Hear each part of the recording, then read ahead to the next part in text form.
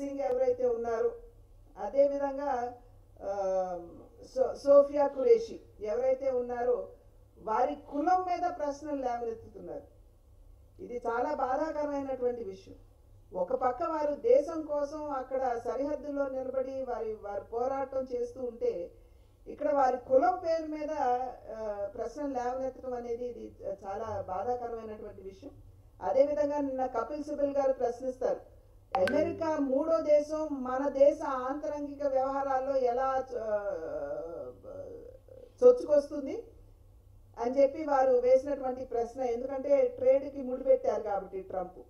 అయితే కపిల్ సిబల్ గారు చరిత్ర మర్చిపోయారేమో, అసలు కశ్మీర్ని తీసుకెళ్ళి మూడవ వారి దగ్గర యుఎన్లో పెట్టినటువంటి వారు ఎవరు?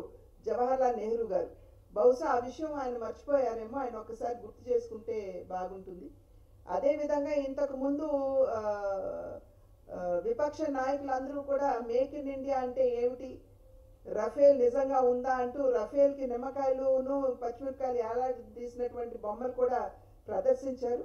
కానీ ఇవాళ చూసినట్లయితే వారికి నిజంగా చెంపపెట్టుగా అసలు రఫేల్ అంటే ఏమిటి, S-400 అంటే ఏమిటి, మేక్ ఇన్ ఇండియా అంటే ఏమిటి అనేటువంటి విషయాన్ని వారికి వాళ్ళ నిజమైనటువంటి రుజువు మొన్న జరిగినటువంటి యుద్ధంలో కేవలం వాళ్ళకి కాదు ప్రపంచం అంతా కూడా చూసినటువంటి విషయం.